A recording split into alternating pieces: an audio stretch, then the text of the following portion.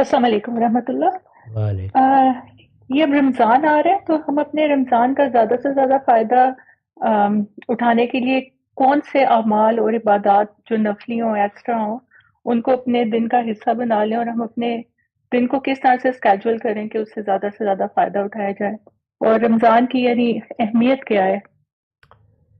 میری بہن، زیادہ سے زیادہ کی تو کوئی حد نہیں ہے، اور ہمیں بھی زیادہ سے زیادہ کی تلقین کے معاملے میں محتاط ہی رہنا چاہیے۔ وہ ہر انسان کا اپنا ذوق ہوتا ہے۔ میں آخری بات پر پہلے تبصرہ کر دیتا ہوں۔ اہمیت یہ ہے کہ ہمارے پروردگار کے ساتھ ہمارے تعلق کی تین ہی بنیادیں ہیں۔ ایک تعلق اس کے اعتراف عظمت کا ہے، اس سے دعا و مناجات کا ہے، اس کو پرستش کہتے ہیں، یہ نماز میں ظاہر ہوتا ہے۔ ایک تعلق اطاعت کا ہے، حکم مانیں گے، وہ بادشاہ ہے ہمارا، اس کا ظہور روزے میں ہوتا ہے۔ روزہ ہمیں مجسم اطاعت بنا دیتا ہے اور اس طرح یاد دہانی کراتا ہے کہ خدا کے بندے ہو، اس کا حکم بھی ایسے ہی مانا کرو۔ اور حج نظر کی عبادت ہے، یعنی اپنے آپ کو خدا کے دین کے لیے اس کی نظر کرنے کے لیے ہم تیار ہیں۔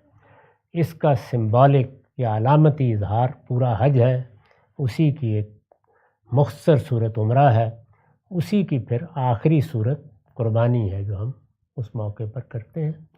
تو یہ تین عبادات ہیں، اور تینوں ہی اللہ تعالیٰ کے ساتھ ہمارے تعلق کی جہتیں ہیں، یعنی پرستش کا تعلق، اطاعت کا تعلق، نظر کا تعلق، اپنا آپ نظر کر دینا، اللہ کے دین کے لیے قربان کرنے کے لیے تیار رہنا۔ تو یہ روزے کی اہمیت ہے۔ باقی رہ گئی یہ بات کہ آپ زیادہ فائدہ کیسے اٹھائیں، تو میں نے عرض کر دیا کہ اس میں تو ہر آدمی کا اپنا ذوق ہوتا ہے، البتہ جو چیزیں ہمیں رسول اللہ کے اسوہ حسنہ سے معلوم ہوتی ہیں، کوشش کرنی چاہیے کہ کسی حد تک ان کا اہتمام ہو جائے۔ پورا اہتمام ہو جائے تو کیا ہی کہنے ہیں، لیکن کسی حد تک اہتمام ہو جائے۔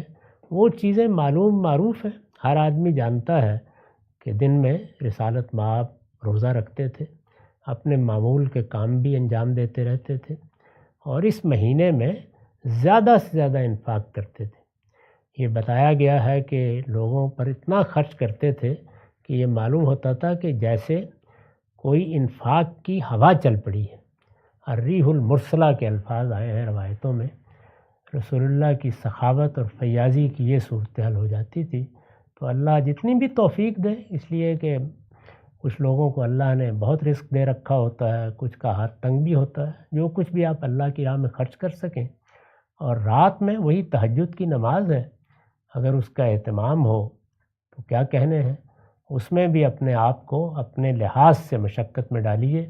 اس کی کم سے کم رکعتیں 3 ہیں، زیادہ کی کوئی حد نہیں ہے، جتنی چاہے پڑھ لیں۔ اسی کو عشاء کے بعد پڑھا جاتا ہے تو تراویح کہا جاتا ہے، وہ کوئی الگ نماز نہیں ہے۔ قیام اللیل کی ترکیب صحیح ترکیب ہے جو حدیثوں میں آئی ہے، یعنی رات کا قیام۔ تو اپنی استطاعت کے مطابق، اپنی ہمت کے مطابق، اپنے ذوق کے لحاظ سے وہ کیجیے۔ موقع ملے تو اس مہینے میں پورے قرآن کا ترجمہ سن لیں۔ اچھے ترجمے اب موجود ہیں، اور وہ بہت اچھی آواز میں، اچھے تلفظ میں سنے جا سکتے ہیں۔